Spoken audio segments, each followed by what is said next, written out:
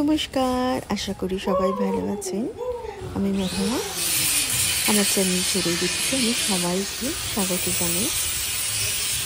এবার ইন্ডিয়া যাওয়ার পর বিশেষ কোথাও দূরে ঘুরতে যাওয়া হয়নি, তো সেই জন্য আমরা একদম ভোর রাতে বেরিয়ে গেছি নবদ্বীপ আর মায়াপুরের উদ্দেশ্যে।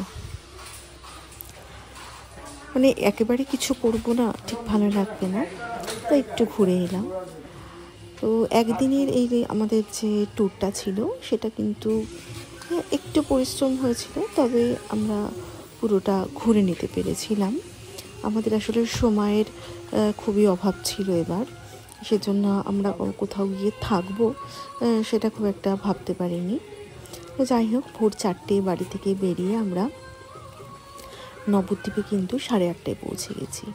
8:30টায় পৌঁছানোর সাথে সাথে ওখানে একটা টোটো আমরা পেয়ে গেছি।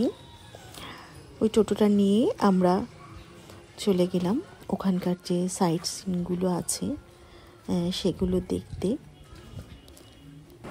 নবদ্বীপ আগেও গেছি, তখন আমার বয়স খুবই কম ছিল, তো আমার ছেলেদের এইসব জায়গাগুলো দেখা হয়নি এবং এই জায়গার যে কতটা মাহাত্ম্য সেটাও তারা জানতো না। তো আমরা ঘুরতে ঘুরতেই তাদের গল্প বললাম। এখনও আমার অবাক লাগে সেই নিমাইয়ের এখানে জন্ম, এই নিম গাছের তলায়।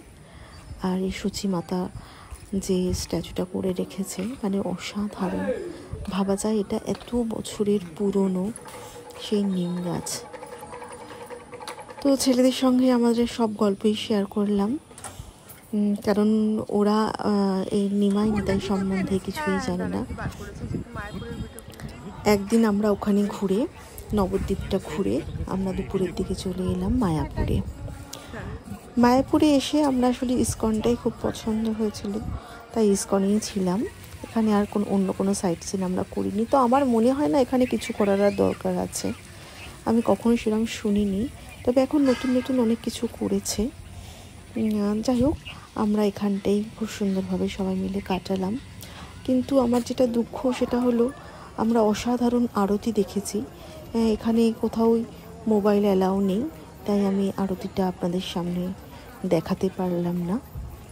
তবে একদিনে খুব সুন্দর করে ঘুরে চলে এলাম নবদ্বীপ আর মায়াপুর। সময়টা সত্যি খুব ভালো কাটলো। আবার আসবো পরের একটা ভিডিও নিয়ে। ভালো থাকবেন, টাটা।